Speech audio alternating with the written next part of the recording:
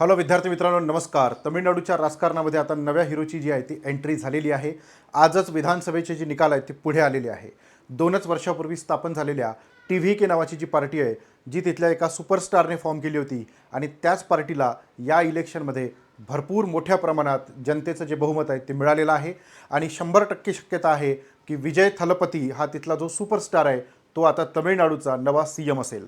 आणि हे गाणं जे आहे किंवा हे जे BGM आहे हे आता तुम्हाला तमिळनाडूमध्ये वाजताना दिसेल. कोणतं आहे? चला बघूया.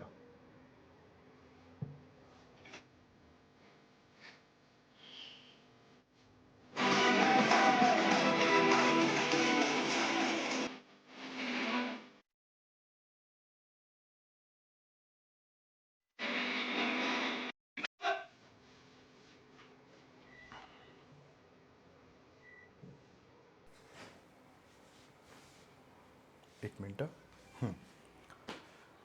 तर थलपती हे त्याला तिथल्या लोकांनी दिलेलं टायटल आहे. प्रचंड प्रमाणात क्रेज आहे. रजनीकांतपेक्षाही मोठा स्टार हा थलपती विजय तमिळनाडू सिनेमातला आहे. तमिळनाडूचं जे राजकारण आहे आजपर्यंतचं ते असं राहिलेलं आहे की तिथे जे कोणीही मुख्यमंत्री बनलेलं आहे त्यामध्ये जास्तीत जास्त तिथले ॲक्टर किंवा ॲक्ट्रेस राहिलेले आहे.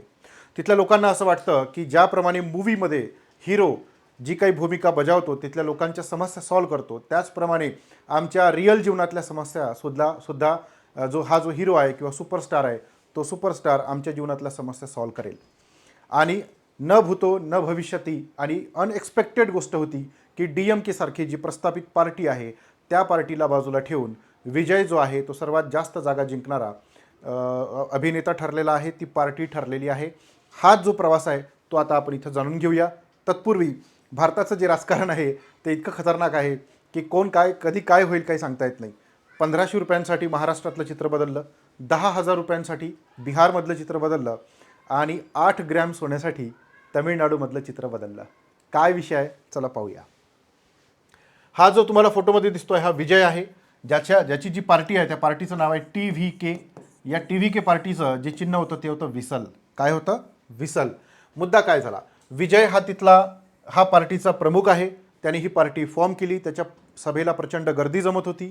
विजय त्याच्या ॲक्टिंगचं जे करिअर आहे त्याच्या शिखरावर होता. म्हणजे भारत देशातला सर्वाधिक फी घेणारा हिरो तो होता. अशा परिस्थितीमध्ये त्यांनी शिखरावर असताना त्याचं करिअर सोडलं आणि तो राजकारणामध्ये आला. राजकारणामध्ये त्यांनी एंट्री घेतली आणि पहिल्याच अटेम्प्टमध्ये तो CM बनणार आहे. ठीक आहे. त्याचं वय 51 वर्ष आहे. 2024मध्ये त्याने TVK नावाची पार्टी फॉर्म केली. 2 वर्षात तमिळनाडूच्या राजकारणामध्ये त्याने जबरदस्त असा निर्णायक क्षण जो आहे तो आणलेला आहे. ठीक आहे. 33 वर्ष तो तमिळनाडूच्या चित्रपटसृष्टीमध्ये होता. सिनेमातला तो जबरदस्त मोठा सुपरस्टार होता. आपल्याला वाटतं की रजनीकांत खूप मोठा सुपरस्टार आहे. नाही, विजय सगळ्यात मोठा सुपरस्टार आहे तमिळनाडूमधला. ठीक आहे. मग आता विजय जो आहे तो केवळ 2 वर्षामध्ये तमिळनाडूचा CM कसा काय बनू शकतो? एवढे मोठ्या सीट्स त्याने कसे काय जिंकल्या? जवळपास 105+ सीट्स ज्या आहे त्या सीटवर त्याचे जे सगळे उमेदवार आहेत ते पुढे आहे आणि जी DMK आहे ती बहुतेक 67 पर्यंत आहे. ठीक आहे. तमिळनाडूचं जे राजकारण आहे ते भारत देशातल्या सगळ्या राजकारणापेक्षा वेगळं आहे. तमिळनाडूमध्ये पेरियार नावाची जी व्यक्ती आहे या पेरियार व्यक्तीचा प्रचंड प्रभाव आहे. जसं महाराष्ट्रामध्ये छत्रपती शिवाजी महाराजांना बाजूला ठेवून तुम्ही निवडणूक जिंकू नाही शकत, तसं तमिळनाडूमध्ये तुम्ही पेरियारच्या विचारांना बाजूला ठेवून निवडणूक जिंकू नाही शकत. आत्ता तिथे जी पार्टी सत्तेमध्ये होती तिचं नाव होतं DMK. त्याचं नाव होतं द्रविड मुन्नेत्र कळघम. ही जी पार्टी आहे ही जुन्या जस्टिस पार्टीचीच एक शाखा आहे. ठीक आहे. जस्टिस पार्टी जिचे प्रमुख पेरियार होते.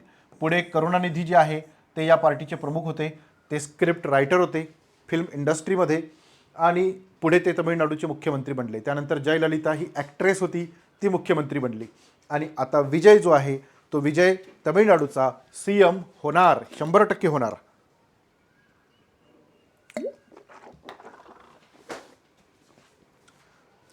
अनेक वर्ष राजकारणामध्ये असून सुद्धा अनेक पार्टींना जे जमलं नाही ते विजयने करून दाखवलं. कसं काय केलं? त्याने आधुनिक प्रचाराचं जे माध्यम आहेत ते निवडले. त्याने रोबोट्स आणले. रोबोट्स जो आहे तो त्याच्या पार्टीचा जो ड्रेस कोड आहे तो घालून लोकांपर्यंत पोहोचत होता. त्यानंतर त्याने बॉडी डबल्स जे आहेत ते तयार केले. तुम्ही माहीत असेल की ॲक्शन जर सीन करायचे असेल तर हिरो करत नाही, त्याचा जो डबी आहे ठीक आहे तो करतो. तर विजयने सुद्धा जास्तीत जास्त लोकांपर्यंत मी पोचलो पाहिजे म्हणून त्याचे डबल रोल जे आहेत ते सुद्धा तयार केले होते निवडणूक चिन्ह त्याचं शिट्टी होतं, जे घरात घरात पोचलं होतं. त्याने लहान मुलांना सांगितलं की तुम्हाला माझा प्रसार करायचा आहे, तुम्ही तुमच्या आईवडिलांच्या जवळ शिट्टी वाजवा, तुम्ही बाहेर शिट्टी वाजवा. तुम्ही शिट्टी वाजवाल तर मी असं समजेल की तुम्ही माझे फॉलोवर आहात. आणि त्यामुळे संपूर्ण तमिळनाडूमध्ये मागच्या काही दिवसामध्ये शिट्टी वाजताना आपल्याला पाहायला मिळत होतं. आधुनिक रोबोट्स जे आहेत त्याचाही सुद्धा त्याने प्रचंड मोठ्या प्रमाणात वापर केला. होलोग्राम्स वापरले, म्हणजे एकाच वेळी अनेक ठिकाणी विजय जो आहे तो लोकांना दिसत होता, लोकांना संबोधित करत होता आणि यामुळे प्रचंड इम्पॅक्ट जो आहे तो तमिळनाडूमध्ये पडला असं म्हटलं जातं. पडद्यावरून थेट जनतेच्या हृदयापर्यंत विषय कसा आहे बघा. चित्रपटांच्या माध्यमातून थेट संवाद त्यांनी लोकांसोबत साधला. भ्रष्टाचार आणि निवडणुकीतील फेरफार यासारख्या ज्वलंत समस्यांवर त्यांनी प्रहार केला. भारत देशामध्ये काही वर्षामध्ये इलेक्शन जे आहे आणि इलेक्शन कमिशन जे आहे त्याच्याकडे पाहण्याचा जो दृष्टिकोन आहे तो खूप बदललेला आहे आणि याचा वापर जो आहे तो विजयने तमिळनाडूमध्ये केला. लोकांच्या मनातली जी भावना आहे ती त्याने ओळखण्याचा प्रयत्न केला. तरुण आणि सामान्य लोकांसाठी तो नायक आहे. पडद्यावरील वास्तवातील आशेचा किरण, म्हणजे पडद्यावरचा जो नायक आहे तो वास्तवातील आशेचा किरण तमिळनाडूचा बनला. तमिळनाडू काही भारतातल्या साध्यासुध्या राज्यांसारखं नाही आहे. तमिळनाडू हे डेव्हलप स्टेट आहे. सगळ्यात जास्त GDP असणाऱ्या राज्यामध्ये महाराष्ट्रानंतर तमिळनाडूचा नंबर लागतो. आणि तमिळनाडू हे इंटेलेक्च्युअल लोकांचं राज्य आहे, त्यापेक्षा ते भावनिक लोकांचं जास्त राज्य आहे. त्यामुळे पडद्यामध्ये लोकांनी जसं विजयला पाहिलं तसंच तो आपल्या वास्तविक जीवनामध्ये सुद्धा बदल करेल असं त्यांना वाटलं, म्हणून त्यांनी विजयला कदाचित निवडून दिलं असेल. प्रस्थापित पक्षांना आव्हान त्यांनी निर्माण केलं. TVK जे आहे ते 100पेक्षा जास्त, म्हणजे आत्ता मी मगाशी बघितलं तर 106 पर्यंत पोहोचली होती. अजून निकाल जाहीर व्हायचा आहे. अधिक जागांवर आघाडीवर आहे. DMK आणि AIDMK यासारख्या प्रस्थापित राजकीय शक्तींसाठी हे एक मोठं चॅलेंज आहे ते बनलेलं आहे. केवळ 2 वर्ष जुनी पार्टी एवढं मोठं यश मिळवलं. ठीक आहे की त्याला संपूर्ण बहुमत तर मिळणार नाही, त्याला अलायन्स करावं लागेल. आता तो कोणासोबत अलायन्स करतो तो जास्त महत्त्वाचा मुद्दा असणार आहे. ठीक आहे. आता TVK विचारसरणी काय आहे, म्हणजे विजयनं जी पार्टी तयार केली त्या पार्टीची विचारधारा काय, तर तमिळनाडूमध्ये DMK पार्टी आहे. DMK पार्टी जी आहे ती पेरियार यांच्या विचारांची आहे. रामस्वामी पेरियार यांना तमिळनाडूचे आंबेडकर म्हणजे बाबासाहेब आंबेडकर असं म्हटलं जातं. तर विजयने सुद्धा सांगितलं की आम्ही पेरियारच्या विचारधारेचे आहोत. म्हणजे त्यांनी DMKची जी विचारधारा होती तिला काउंटर अटॅक करण्याचा प्रयत्न केला. तिथे पेरियारला बाजूला करून तुम्ही इलेक्शन जिंकू नाही शकत. मग त्यांनी काय म्हटलं, EV रामस्वामी पेरियार यांचा विचार म्हणजे आमचा विचार आहे. ठीक आहे. त्यानंतर कामराज हे एक फार मोठे काँग्रेसचे अध्यक्ष होते इंदिरा गांधींच्या काळामध्ये, तर त्यांचा विचार हा आमचा विचार आहे. तसेच डॉक्टर बाबासाहेब आंबेडकरांची फिलॉसॉफी ही आमची फिलॉसॉफी आहे असं विजयने म्हटलं.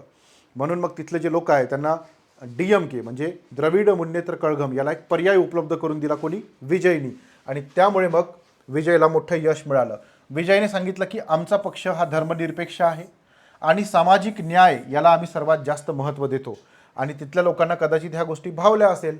त्यानंतर यशाचं सूत्र काय आहे, तर सध्या आता आपल्या देशामध्ये राजकारण इतकं बदललेलं आहे की यशाचं सूत्र एकच बनलेलं आहे की तुम्ही लोकांना प्रलोभनं द्या, आश्वासनं द्या. वास्तविक पाहता ही गोष्ट चुकीची आहे. ठीक आहे. जसं महाराष्ट्रामध्ये लाडकी बहीण नावाची योजना सुरू झाली, महिलांना 1500 रुपये दर महिन्याला मिळणार होते. ठीक आहे. महाराष्ट्रातल्या महिलांना वाटलं अरे मला 1500 रुपये भेटते, आता विषय जबरदस्त आहे. मग त्यांनी मोठ्या प्रमाणात वोटिंग केलं. बिहारमध्ये महिलांच्या अकाउंटमध्ये इलेक्शनच्या आधी 10,000 हजार रुपये गेले. आणि तमिळनाडूमध्ये विजयनी म्हटलं की तुमच्या मुलीच्या लग्नात मी प्रत्येक मुलीच्या लग्नात, तमिळनाडूच्या मुलीच्या लग्नात 8 ग्रॅम सोनं देईल. तर होऊ शकते याचाही इम्पॅक्ट जो आहे तो मोठ्या प्रमाणात पडला असेल. 8 ग्रॅम सोन्याची किंमत आहे किती? पण महाराष्ट्रामध्ये महिलांना 1500 रुपये भेटले, पण त्याच्यापेक्षा जास्त पैसे तिच्या नवऱ्याच्या खिशातून चालले आहे टॅक्सच्या स्वरूपात. बिहारमध्ये तेच. आणि तमिळनाडूमध्ये का विजय काय स्वतःच्या खिशातून पैसे देणार आहे का महिलांना? अरे बाई तुझं लग्न आहे, हे घे 8 ग्रॅम सोनं. तो स्वतःच्या खिशातून देणार का? नाही. तमिळनाडूची जनता जो टॅक्स भरते त्या टॅक्समधूनच तो पैसा त्यांना देणार आहे आणि त्याचा खर्च करण्यासाठी तो पुन्हा जास्त टॅक्स लावणार आहे. तर आपल्या देशातल्या महिलांना ह्या गोष्टी कळायला पाहिजे. पण ठीक आहे, तमिळनाडूमध्ये विजयने याचा चांगला वापर केला. महिलांना सोन्याचं फार आकर्षण असतं आणि म्हणून कदाचित त्यांनी जास्त वोटिंग जे आहे ते विजयला केलं असू शकते. ठीक आहे. तरुण वर्ग, तरुणांचं भविष्य आणि शैक्षणिक कर्जमाफी म्हणजे एज्युकेशनल लोन जे आहे तुम्ही घेतलं ते आम्ही माफ करतो असं त्यांनी सांगितलं. साऊथमधले जे स्टेट आहे ते मोठ्या प्रमाणात एज्युकेशनल लोन घेतात. मोठ्या संख्येने मतदानाचं पाठबळ जे आहे ते मिळालं. महिलांना मतदार, महिलांसाठी ठोस आर्थिक योजना आणि सुरक्षेचा त्यांनी वादा केला. या 2 घटकांवर त्यांनी लक्ष केंद्रित केलं आणि त्यामुळे मोठा जनमत जे आहे ते तयार झालं. आता जाहीरनामा काय होता, विजयला एवढं जे प्रचंड यश आहे ते कसं मिळालं, त्याने काय सांगितलं लोकांना, हे तर पहिले पाहिलं पाहिजे की नाही. चला पाहूया. अन्न सीर थिट्टम म्हणजे आर्थिकदृष्ट्या मागास कुटुंबातील मुलींच्या लग्नासाठी 8 ग्रॅम सोनं आणि एक दर्जेदार रेशमी साडी आम्ही तुम्हाला देणार. झाला विषय खतम आहे. आपल्या देशामध्ये इलेक्शन या बेसिसवर जिंकला जात आहे, पण मी तुम्हाला सस्टेनेबल डेव्हलपमेंट करून देईल. ठीक आहे, तुमच्या मुलांना मोफत एज्युकेशन देईल, तुम्हाला एज्युकेशन लोन काढण्याची गरजच पडणार नाही. ठीक आहे, पर्यावरणाचा समतोल राखण्याचा प्रयत्न करेल, तुमचं पर कॅपिटा इन्कम वाढेल. ठीक आहे, आपल्या राज्याचा जो सर्वांगीण विकास आहे तो मी घडवून आणेल. ह्या गोष्टी का सांगितल्या जात नाही, कारण बहुसंख्य लोकांना तो समजत नाही. लोकांना काय समजते, 1500 रुपये दर महिन्याला येणार, 10,000 रुपये अकाउंटमध्ये टाकले, 8 ग्रॅम सोनं म्हणजे आपल्याकडे 10 ग्रॅम म्हणजे 1 तोळा, साऊथ इंडियामध्ये 8 ग्रॅम म्हणजे 1 तोळा असतं. 1 तोळा सोनं भेटलं म्हणजे विषयच खतम झाला ना. झालं ना. डायरेक्ट बाई कोणाकडनं, म्हणजे स्त्रिया कोणाकडनं गेल्या, विजयकडनं. बरोबर आहे. मोफत देतो म्हणे मासिक आर्थिक मदत 60 वर्षाखालील महिला कुटुंब प्रमुखांना दरमहा 2,500 रुपये. कशाला तरी अशी मदत करता, उलट तुम्ही त्यांच्या घरातल्या प्रत्येक माणसाला नोकरीची हमी द्या ना. कारण घरातला एक माणूस नोकरीवर लागला तर ह्या पैशाची गरज नाही पडत. एवढ्या पैशात का आयुष्य निघणार आहे का, महिना निघत नाही. तर तुम्ही मागणी करायला पाहिजे समजदार लोकांनी की नाही, आम्हाला हे नाही पाहिजे, आमच्या घरातल्या प्रत्येकाला नोकरी पाहिजे. त्यानंतर अन्नपूर्णा सुपर 6 म्हणजे प्रत्येक कुटुंबाला वर्षाला 6 सिलेंडर मोफत. पैसा कुठून, जनतेच्या खिशातून. टॅक्स वाढवला, पैसा दिला, तुमच्याच खिशातून काढायचा आणि तुम्हालाच द्यायचा. पण आपल्या देशातली जी जनता आहे, सामान्य जनता, त्यांना ह्या गोष्टी कळतात का, नाही कळत. बरोबर. पुढं जाहीरनामा, नवजात बालक ते दैनंदिन प्रवासापर्यंतची साथ म्हणजे नवजात बालकाला सोन्याची अंगठी भेट देतो म्हणते. काय गोष्टी आहे, लग्नाचा कार्यक्रम आहे का राज्य चालवणे म्हणजे, की बारशाचा कार्यक्रम आहे का, बड्डेचा कार्यक्रम आहे. तुमच्या पोराला जर सोन्याची अंगठी भेट देत असेल तर तुम्ही हा प्रश्न विचारायला पाहिजे विजय जोसेफला, की तू याला सोन्याची अंगठी जी आहे ती गिफ्ट करू नको, पण त्याचं एज्युकेशन तू पूर्ण माफ कर, फ्री एज्युकेशन दे त्याला पहिल्या वर्गापासून. तुम्हाला तो सोन्याची अंगठी देईल आणि एज्युकेशन महाग करेल. झाला विषय खतम. विद्यार्थिनीच्या पालकांना वार्षिक 15,000 रुपयांची भरघोस शैक्षणिक मदत. 15,000 ही भरघोस आहे का. आता आपल्या देशामध्ये कोणत्याही कोर्सेसची फी ही लाखाच्या वर गेलेली आहे की नाही. दैनंदिन जीवन सर्व महिलांसाठी मोफत बस प्रवास. कशाला, तुम्ही प्रत्येक घरात नोकरी द्या, त्यांच्या मुलाबाळांना नोकरी द्या, ते आपल्या आईवडिलांना विमानाने फिरवतील ना. पण ह्या सगळ्या गोष्टी ज्या आहेत त्या विजयने दाखवल्या तमिळनाडूतल्या लोकांना. आणि तमिळनाडूतले लोक जे आहेत त्यांना इडली प्रिय आहे, डोसा प्रिय आहे, आणि आता तिसरा त्यांना विजय प्रिय झाला. बरोबर आहे की नाही. चला पुढे जाऊ. राज्याची स्वायत्तता. आता विजय काय म्हणतो, अधिकारांचं रक्षण आणि केंद्र राज्य संबंध याबद्दल काय बोलतो बघा. नीटच्या परीक्षेला त्याने विरोध केला. तो काय म्हणतो की तमिळनाडूमध्ये नीट परीक्षा आम्ही रद्द करणार, शिक्षणाचा अधिकार राज्याकडे असावा ही मागणी त्याने केली. ही गोष्ट त्यानं बरोबर केली. ठीक आहे, कारण शिक्षणाचा विषय तसाही पहिले तो राज्याकडेच होता, नंतर तो समवर्ती सूचीमध्ये आला. पण हे होईल का, मला नाही वाटत. राज्यपालांचं पद रद्द करणे. लोकशाहीमध्ये निवडून आलेल्या सर्वोच्च महत्त्व आहे. राज्यपालांचं पद अनावश्यक मानून ते रद्द करण्याची भूमिका आम्ही घेऊ. याचं कारण का, कारण मागचे जे राज्यपाल होते त्यांनी पेरियारला दुखवलं होतं, त्यामुळे तमिळनाडूची जनता दुखावल्या गेली होती. विजयला हे बरोबर समजलं. तो म्हणते की मी राज्यपालाचं पद रद्द करेल. इम्पॉसिबल आहे, नाही होऊ शकत. ठीक आहे. त्यानंतर 2 भाषांचं धोरण. जर राज्यानं त्रिभाषा सूत्र म्हणजे देशानं त्रिभाषा सूत्र ॲक्सेप्ट केलेलं आहे, ते काय म्हणतात की केवळ तमिळ आणि इंग्रजी, हिंदी भाषा आम्ही ॲक्सेप्ट करणार नाही, कारण तमिळनाडू हा हिंदी बिलकुल चालत नाही. कळलं का, आम्हाला हिंदी नाही. जसं तिथे चपाती पोळी चालत नाही तसं हिंदी चालत नाही. तर म्हणे हिंदी लादण्यास आम्ही पूर्णपणे विरोध करू. झालं, पुन्हा हा वर्ग त्यांच्या बाजूने आला. आणि निवडून आलेल्या इंग्रजी सरकारला सर्वोच्च महत्त्व, राज्यपालांचं मानून ते रद्द करण्याची भूमिका. ठीक आहे, असो. पुढे सामाजिक न्याय आणि पारदर्शक प्रशासन आम्ही तुम्हाला देऊ. विजय थलपतीचे पिक्चर तुम्ही पाहिले असेल, त्याच्यामध्ये तो हिरो असतो. पिक्चरमध्ये तर हिरो काही करू शकतो. तो तर पृथ्वीची जी गुरुत्वाकर्षणची जी कक्षा आहे ती भेदून तो वरती जाऊ शकतो, तो हिरो आहे. पण रिअल लाईफमध्ये तो काय करू शकतो हे पाहणं मात्र आता जास्त उत्सुकतेचं असणार आहे. जातीनिहाय जनगणना करू. राज्यात पारदर्शकतेसाठी आणि आरक्षणाच्या योग्य अंमलबजावणीसाठी आम्ही जातीनिहाय जनगणना करू असं विजयने सांगितलं. भ्रष्टाचारमुक्त प्रशासन. हे तर सर्वात जास्त भ्रष्ट असणाऱ्या माणसाच्या तोंडातला परवलीचा शब्द आहे की आम्ही ट्रान्सपरंट प्रशासन देऊ. भ्रष्टाचार मुक्त राज्य निर्माण करू. आणि नंतर जेव्हा फायनली रिपोर्ट येतो तेव्हा सर्वात जास्त भ्रष्टाचार याच्याच काळात झालेला असतो. बरोबर आहे. असो, यांनी काय म्हटलं, भ्रष्टाचारयुक्त प्रशासन देऊ, सरकारी यंत्रणेतील भ्रष्टाचार मुळापासून उपटून काढू, महिला सुरक्षा आणि सक्षमीकरण करू, महिलांसाठी कडक कायदे करू जेणेकरून त्यांची सुरक्षा झाली पाहिजे, आर्थिक प्रगती आणि शेतकरी कल्याण करू, दारू बंद करतो म्हणते. पण विजयला हे माहिती असेल की तमिळनाडू, आंध्र प्रदेश, केरला, तेलंगणा, ओरिसा हा पट्टा जो आहे तो जास्त दारू पिणाऱ्या लोकांचा पट्टा आहे. मटन, चिकन, दारू हे जास्त चालतं. तर तो म्हणते की मी हळूहळू टप्प्याटप्प्याने दारूबंदी करतो, शेतकऱ्यांसाठी हमी भाव आणि कर्जमुक्ती देतो. शेतकरी वर्ग पण आला, कर्जमुक्ती म्हटलं तर कोणी येते, आहे की नाही. शिक्षण कर्जमाफी, विद्यार्थ्यांचं जे एज्युकेशनल लोन आहे ते सुद्धा मी माफ करतो असं त्यांनी सांगितलं. एवढं सगळं करण्यासाठी तमिळनाडूची जी इकॉनॉमी आहे ती पूर्ण कोलॅप्स नाही होणार. मग ती कोलॅप्स नाही झाली पाहिजे म्हणून विजय काय करेल, जास्त टॅक्स लावेल, संपला विषय. बरोबर. TVKचा उदय, राजकारणाचा नवा अध्याय. बघा, याने लोकांना वचन दिलं आणि त्यामुळे मग काय झालं की याने आधुनिक तंत्रज्ञानाचा वापर केला, रोबोट्सचा वापर केला, घरोघरी शिट्टी पोचवली, सगळे शिट्ट्याच वाजवत बसले आता. त्यामुळे त्याचा प्रचार जो आहे तो मोठ्या प्रमाणात झाला. 33 वर्षाचा स्टारडम आहे, भयंकर फेमस हिरो आहे, प्रचंड फेमस. त्याची इतके BGM फेमस आहे का लोक पागल आहे विजयसाठी. मागे त्याची सभा भरली होती ते 40 लोक चेंगराचेंगरीमध्ये मरण पावले होते, इतके भयंकर आहे. ठीक आहे, 100+ जागांची आघाडी त्याला मिळाली. Okay, yes. तर विद्यार्थी मित्रांनो, आता तुम्हाला भारत देशाच्या इतिहासात पुन्हा इतिहास रिपीट होताना दिसेल. आणि हा जो विजय थलपती आहे, हा थलपती तुम्हाला आता तमिळनाडूचा CM होताना दिसेल.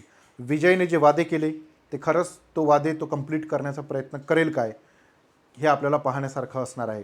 आणि तमिळनाडूचा इतिहास राहिलेला आहे की अल्टरनेट वर्षी म्हणजे अल्टरनेट इलेक्शनला तिथे वेगवेगळी पार्टी सत्तेमध्ये येते. त्यामुळे आता विजय नेमकी काय तो 100% CM होणारच, कारण त्याच्या पक्षाच्या जास्त जागा आहे. ओके, तर त्याने जे प्रॉमिस केले आहे, 8 ग्रॅम सोनं पोरीच्या लग्नात, जन्माला आल्याबरोबर सोन्याची अंगठी, कारण साऊथ इंडियामध्ये सोन्याचं भयंकर आकर्षण आहे. तर हे होते का आता बघूया. तमिळनाडूमध्ये आता परिवर्तन झालं तर विजयला चांगल्या कामासाठी, ट्रान्सपरंट कामासाठी, जनकल्याणासाठी, सामाजिक सुरक्षेसाठी, सामाजिक न्यायासाठी आपण शुभेच्छा देऊया. ओके. आणि जसा तो पिक्चरमध्ये सुपरस्टार होता, लोकांसाठी काम करायचा, तसं त्याने रिअल लाईफमध्ये सुद्धा, वास्तविक जीवनामध्ये सुद्धा लोकांच्या मनामध्ये सुपरस्टार म्हणून तयार व्हावं ही अपेक्षा करतो. नाही तर तो सुपर फेल होईल. ठीक आहे, ही शक्यता जी आहे ती सुद्धा नाकारता येणार नाही. Okay, yes. तर याच्याबद्दलची सगळी माहिती मी तुम्हाला दिलेली आहे. याच्या रिगार्डिंग पुन्हा काही अपडेट राहिले तर मी नक्की तुमच्यासमोर घेऊन येईल. बाकी तुर्तास इथपर्यंत ठीक आहे. जर तुम्ही MPSCतून राज्यसेवा कंबाईन या परीक्षांची तयारी करायला इंटरेस्टेड असाल तर तुम्ही MPSC या परीक्षेची डिटेल तयारी करावी यासाठी स्वराज नावाची बॅच सुरू केलेली आहे. या बॅचमध्ये तुम्हाला प्रिलिम, मेन्स, इंटरव्ह्यू तिन्ही परीक्षांची तयारी आम्ही करून घेतो. 18 पुस्तकं तुम्हाला घरपोच मिळतात. किती? 18 पुस्तकं. ओके, तुम्हाला पुस्तक घ्यायची गरज नाही. त्यानंतर तुम्हाला आन्सर रायटिंगची प्रॅक्टिस आम्ही करून घेतो. स्टडी नोट्स प्रोव्हाइड करतो, टीचरच्या नोट्स प्रोव्हाइड करतो. तुम्हाला भरपूर प्रश्न सोडवण्यासाठी आहे. महाराष्ट्रात, देशातल्या कोण्याही कानाकोपऱ्यात तुम्ही असला तरी या परीक्षेची तयारी तुम्ही करू शकता. कारण आपले क्लास लाईव्ह असतात, रेकॉर्डिंग पण असते. तुम्ही लाईव्ह क्लास नाही करू शकला तर रेकॉर्डिंग तुम्ही करू शकता. 2027साठी स्वराज नावाची बॅच आहे. जर तुम्हाला या बॅचला एनरोल करायचं असेल तर माझा हा मोबाईल नंबर आहे, हा माझा पर्सनल नंबर आहे. तुम्ही मला याच्यावर मॅसेज करा. हा फोन मीच उचलतो, परंतु तुम्ही मला मॅसेज करा, कारण सगळे फोन उचलणं शक्य होत नाही. ठीक आहे. त्यानंतर कंबाईन परीक्षेची तयारी करताय, तुम्हाला PSI STI व्हायचं आहे, आपल्याकडे बॅच आहे प्रिलिम आणि मेन्ससाठी 2027साठी. आपल्याकडे 1 वर्षाचा वेळ आहे, 1 वर्षात पूर्ण तयारी होते. आणि आत्ताच कंबाईन ग्रुप C पूर्व परीक्षेचा निकाल लागला.